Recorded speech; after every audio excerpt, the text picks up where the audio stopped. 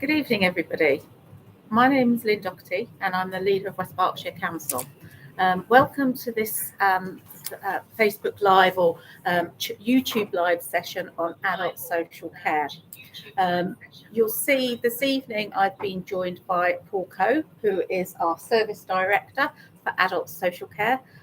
Paul and I are both able to sit without our face masks on. We've done lateral flow tests before we've come out today, so we are COVID secure in being here today together, just so you're all aware of that. So as we've done with previous Facebook Live sessions, we're going to have an opportunity to talk a little bit about the subject that we're here this evening to talk about. And then we've had a couple of pre-submitted questions which we'll cover. Paul and I have got lots that we can talk about, but we'd really welcome your questions. So please feel free to put your questions into chat, and we'll do our very best to answer them as we go through. If we can't answer them, we will take them away and make sure you get a written response afterwards. So please feel free as we go along to pop questions into the chat. There might be something that we say that you want to come back at us, and that's very much what we're here to do today. Paul is our Service Director, as I said, for Adult Social Care.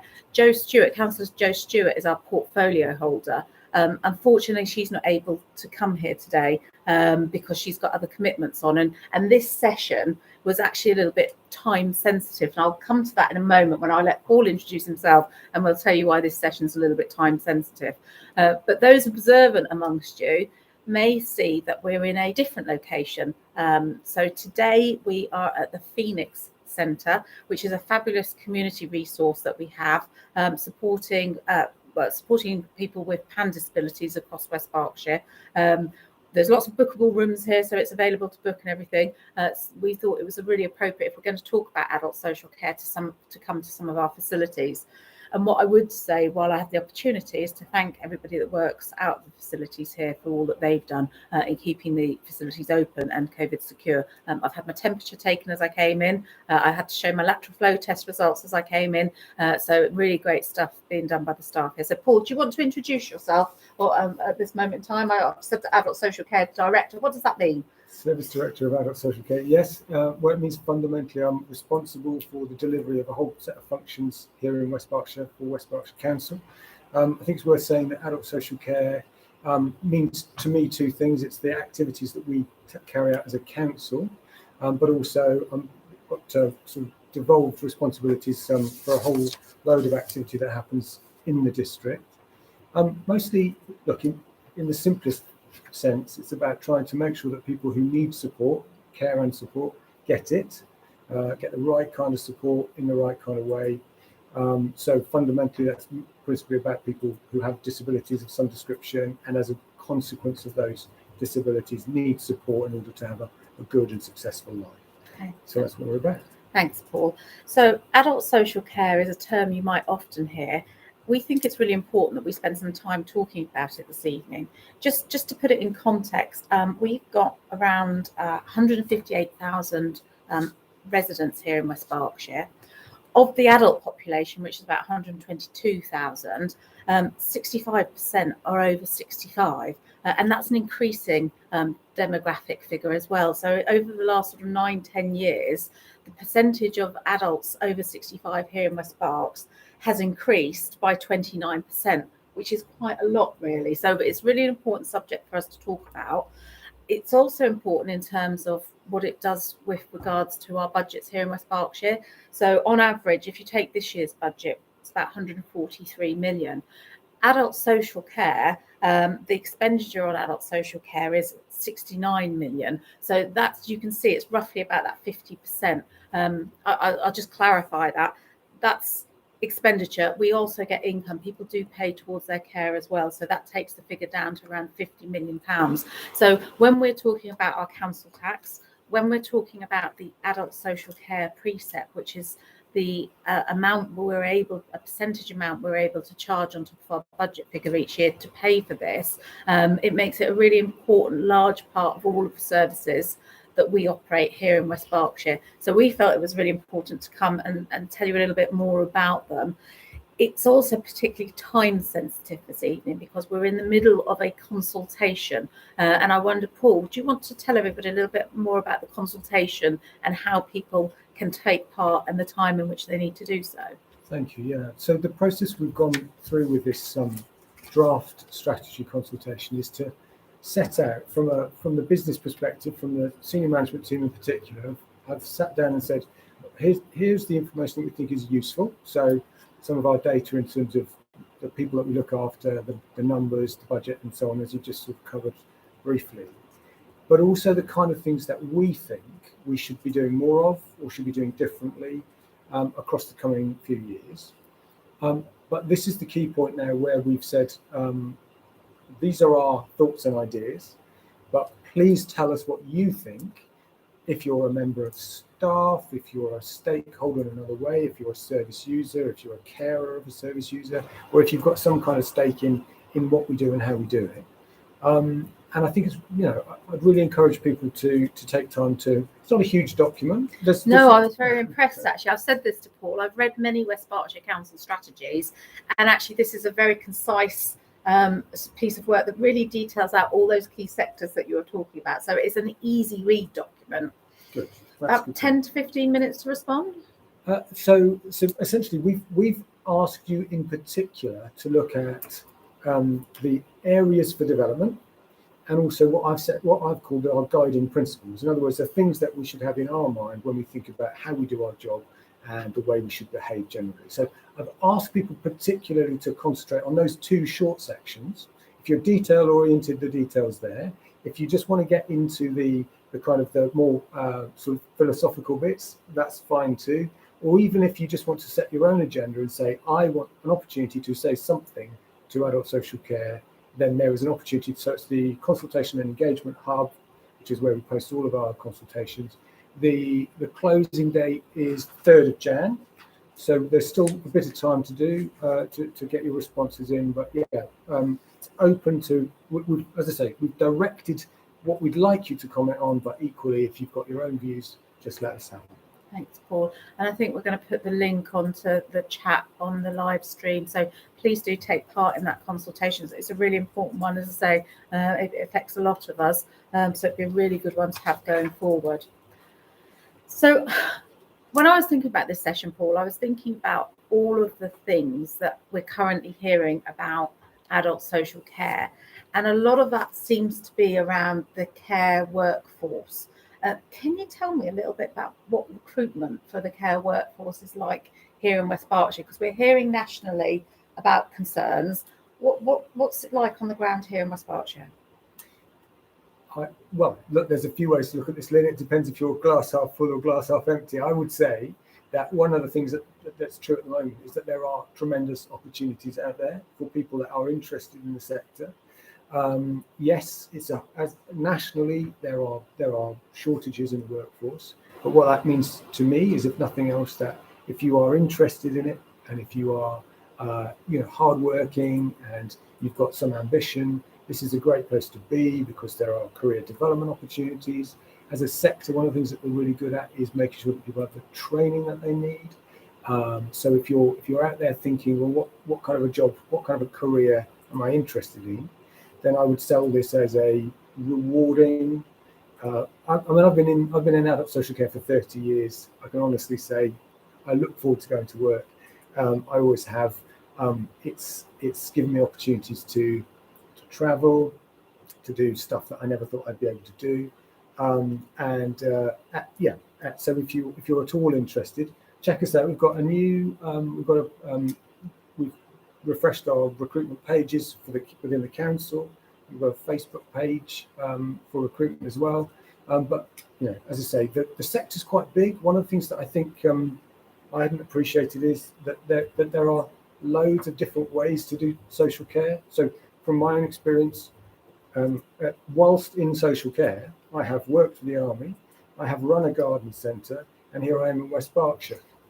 Who would have thought it? But these are the way, there are sort of deep roots to carry on with the gardening analogy across the local population. Okay.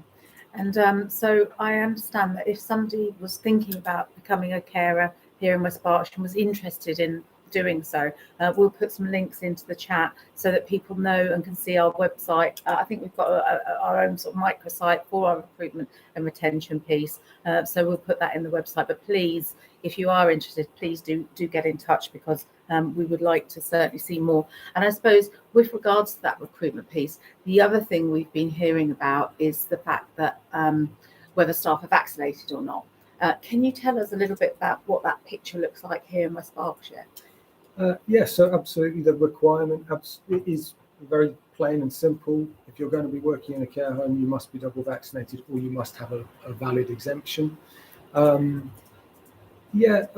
So fundamentally, our services are compliant. I suppose my starting point is that I'm very pro-vaccine. I absolutely understand the benefits. It's very clear when you look at the data how massive an impact it's had. I understand, of course, that there are some people who have hesitancy for a variety of reasons. I'm respectful of that, but recognise that the reality is that if you're in this sector, you're working closely with people who may or may not have COVID, and who certainly are vulnerable to the impacts of COVID. So vaccination is a given. I mean, again, from a personal perspective, the fact is that you get in this sector, you get prioritised for vaccination. It's another benefit to being in the sector, is that people recognise that you're essential. You're an essential part of the workforce, and it's really important that you get vaccinated. So I think we've still got, I think booster take up again is something that we need to now push on, because I think a lot of people have had their second dose, and now we need to say, okay, when the offer is made to get your booster, it's really critical that people take that opportunity up. Okay. While we're talking booster, I suppose we can't help but talk about COVID. And you and I have worked on this for a long time now. What would you say has been sort of the biggest impact for you over the last 18 to 2 years of working with COVID? And then perhaps it might be worthwhile, Paul, if you don't mind, because of the changes to Plan B at the moment, there's changes around visiting as well. What does that actually mean to our residents here? What's the implications of that? Can I just ask you to talk a little bit about the COVID impact on Sure. So visiting, the rules are going to change for care home visiting, but they're not back to so in the early first wave of the pandemic, it was very much shut down and keep people away. We've got a softer position now where visits can be facilitated if the right conditions are met. So I think that's really important and has made a huge difference. You talk about what the impacts. Well, look again. There've been so many, haven't there? One of the things that's been amazing for me to see is the commitment of staff, what they're prepared to do in order to make sure that people get what they need. I'm not going to minimise the pain that people have been through, but I hope there's also an enormous amount of pride for people who have gone through such a challenging time and demonstrated that they can do what's needed. And there's a bonding piece as well. I think that people have really, if you've been through something like this with the people around you, that's something that stays with you for a very long time. I think the realities, one of the things that surprised me, we did a survey for people who use services, would have been, I guess, 9 months ago. And what surprised me again was that people were saying, we're okay, we're doing well, life has changed radically, and we're still okay. I know that the longer it goes on, the more and more people are finding that tough. And I think that's why we need to find different ways of supporting people as we go forward, because we're living with it now, aren't we? So we have to understand what that means for us long term. Okay, thanks. So Paul, obviously we get requests to support people. I think it's about 1,300 per year coming out of hospital to go into care homes. So 1,300 roughly that we support out of hospital, but they could. So we've got a principle which is home first. So if you can go home, we will get you home. Yeah. So, and when we talk about that, obviously, when you go home, there's other forms of care as well. So there's our own care staff, but but there's unpaid carers out there as well, isn't there? So there's people that are looking after their loved ones and their family members that are unpaid carers. Can you tell me a little bit about what support we're able to give as a local authority to those carers? Yeah. I think in short, the reality is that unpaid carers do incredible stuff, and we'd be absolutely lost without them. We do have some carers services in place. So, for example, we have an information and advice commissioner service that Vida are the providers of that. So if you Google West Berkshire Carers Advice and Information, I'm sure you'll be able to find it. And they try and make sure that people get the information and advice that they need. We've got there are other. We work pretty closely with the voluntary sector on carers, and again with our colleagues in public health, because one of the things that we're really conscious of is that the long-term impacts on people's well-being of being an unpaid carer are really significant. So as a system, I think we have a number of services that are relevant. And if you wanted to find out more, the best way is to go to the Berkshire Carers Hub, which is run by Vida. Okay. So we're recommending, if you are an unpaid carer out there, go to there to look at what resources we've currently got available. I know also there's website information, so there's information on our own website, which I'll ask if we can pop that link up there.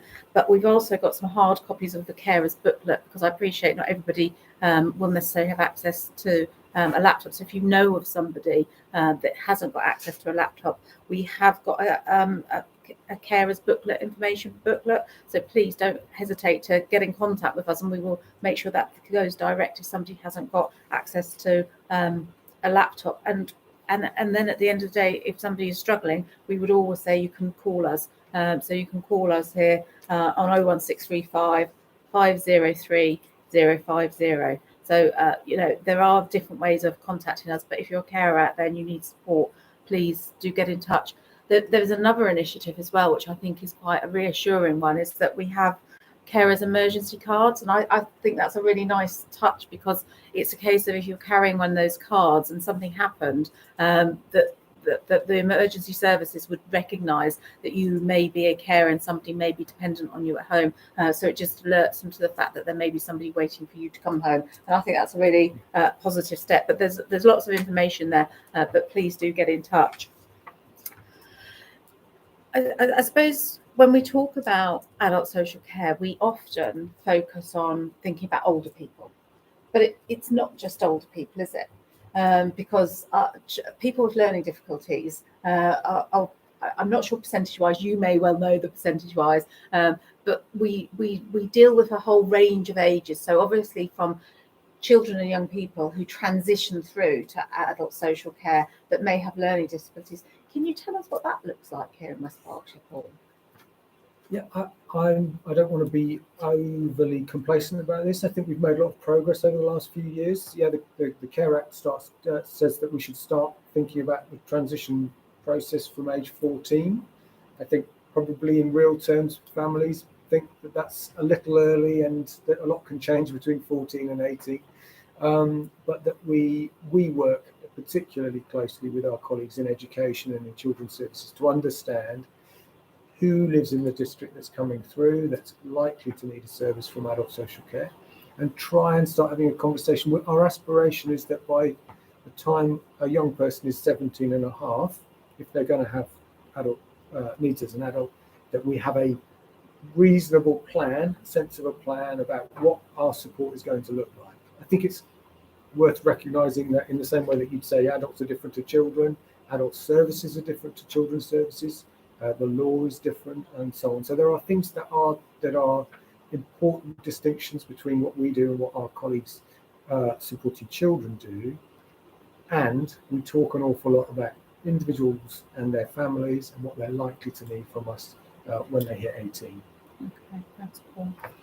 I'm just going to go to one of the questions that we had from the public question. So I had a question in from Sarah Morland, who's the chair of Connecting Communities in West Berkshire, or in Berkshire, sorry, as a whole. She was talking about our draft strategy and recognising that there's a digital divide between those who can and do access services. And actually, I just touched on that when we were talking about the carer support, making sure that we have those alternative options. Obviously, in some areas of West Berkshire, broadband and mobile reception might be poor. So for people living in those rural communities, accessing services online can be difficult or impossible. How will West Berkshire Council address this inequality when introducing digital pathways, the digital pathways that we're proposing in the strategy? I think there are a few elements to this. The first thing to say is that we recognise we work with a whole host of people in adult social care with very different skills, abilities, and impairments. So we're very used to working with people who can't do everything that the average member of society can do. So we know that that's our starting point. And it's absolutely true that those people are at the heart of what we think about and how we think about things. So our expectation is always going to be that there will be routes to services or support which don't rely on digital connectivity.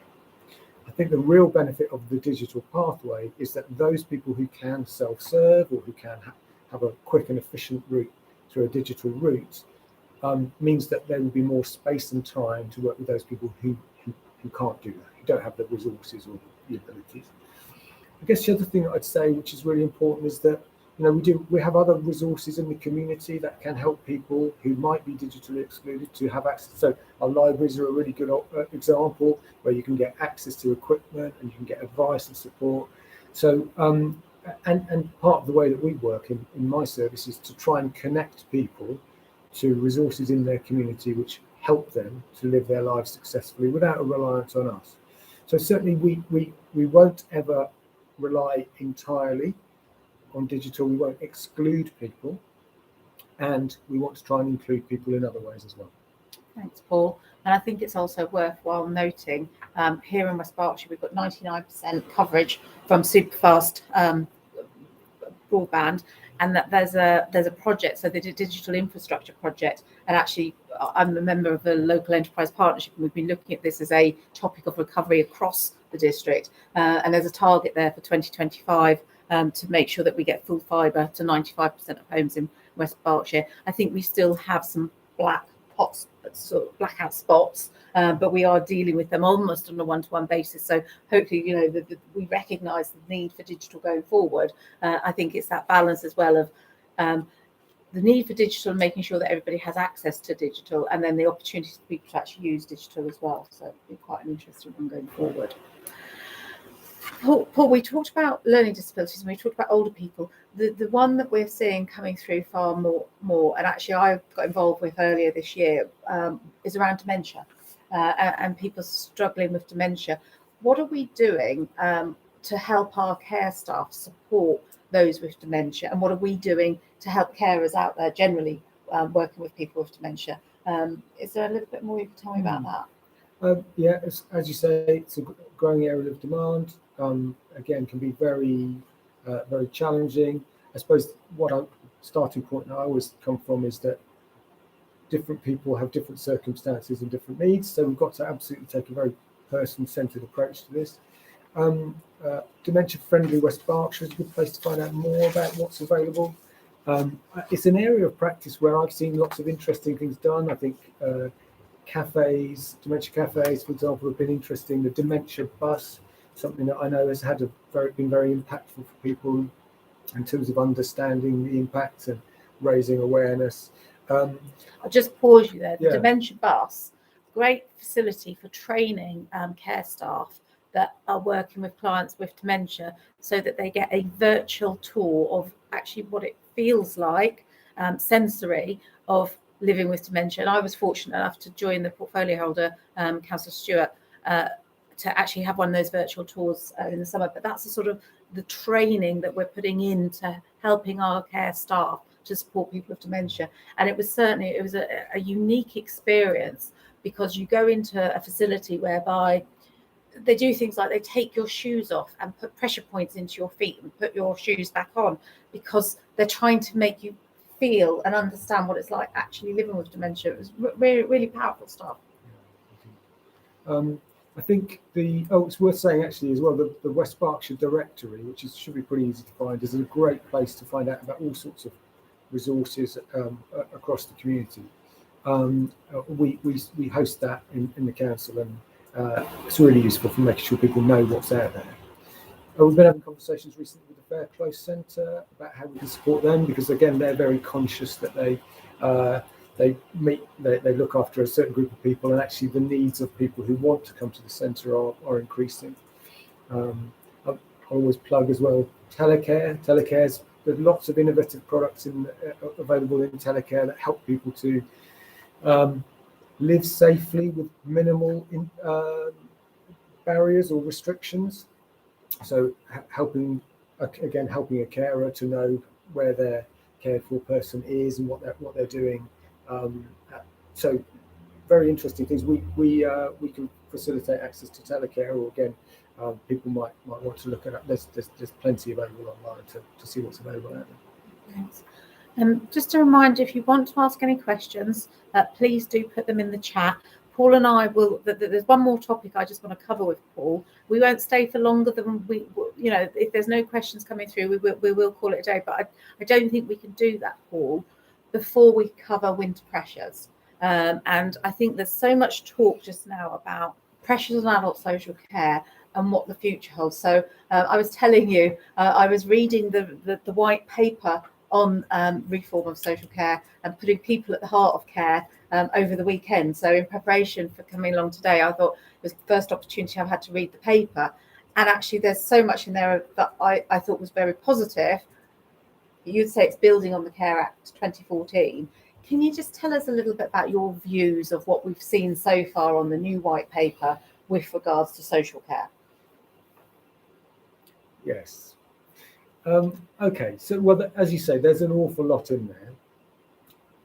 There's a sort of granular quality to some of it, in that it's not all necessarily connected. So there's a lot in there about practice, what good practice ought to look like, what the good principles are.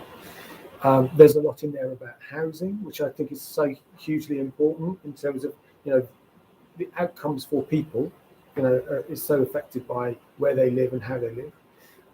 Lots in there about integration with health. Again, it's absolutely sensible to me to say, well, health and social care must be connected, are connected. We've got to make sure that that's as true as it can be.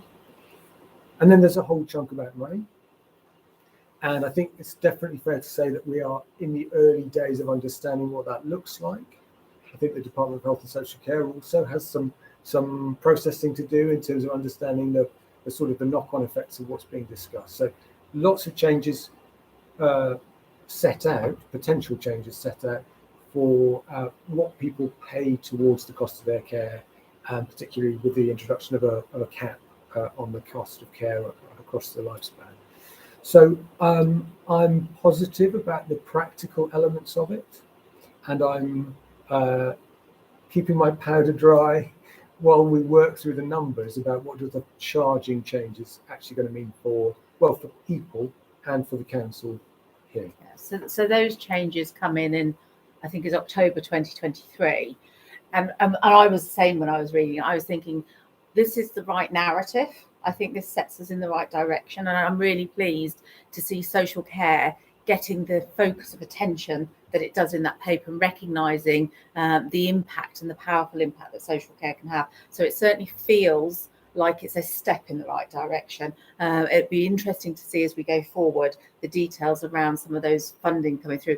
I know we've received our first tranche of funding for supporting our workforce and capacity for our workforce over the winter. So you and I are having conversations about how that potentially could enable us to get enough resource in to make sure that we get through this winter. So, I mean, all of that's gratefully received, but there's still quite a bit of detail to be worked through. And my concern is when you talk about 5.4 billion coming to us and 12 billion going to the NHS, how that switches around, because we're already talking about, the discharge from hospital and trying to get people out into the community. That involves local authorities, and that's a partnership, and it's a positive partnership, and we've worked well throughout through the Care Act with that. So it'll be interesting to see over the coming months what more details we get. Yeah, absolutely. And I suppose I'd say, talking about winter, we are getting some injections of funding into the sector. Obviously, the white paper will deal with the long-term funding arrangements. So that they're separate questions, if you like. But yeah, there is money, some one-off money coming into the system now to try and make sure that we've got capacity that we need across the winter months. Okay, well, I'm sure we'll have lots of conversations on that over the next few weeks. And finally, before we wrap up, because I'm not seeing any questions coming in, we're in the Phoenix Centre today, and I understand that the Shared Lives work from the Phoenix Centre. So I say Shared Lives, can you tell us what I'm actually talking about? So I do know. Perhaps we could just sort of share people what Shared Lives is. Well, I love the name Shared Lives because it really does capture it in a nutshell. We've previously referred to it as Adult Placement Shared Lives. We've simplified the name a bit, but so fundamentally, it's where a person with a disability lives within a household, and the household provides the support to that person. It's a great way. I think it's fantastic for so many reasons, but it's a very personalised, person-centred way of looking after somebody in a way that is as normal as it can be. Do you know what I mean? It really is. As I say, Shared Lives captures it really, really successfully. We have a good, lively, active scheme here in West Berkshire. Always looking for people to sign up to be carers in that way. How do you go about that? I don't know if we've got a link. We've got a link. We'll put a link in so that people can have look at a bit more detail. And I think that the model of providing support for somebody, that's the kind of model that I think it's not going to be right for everyone. But if it can be done safely, it's a great way of but providing support to somebody. Okay, thanks, Paul. We're not seeing any questions come in, and I hope that's given you an insight into our adult social care services here in West Berkshire.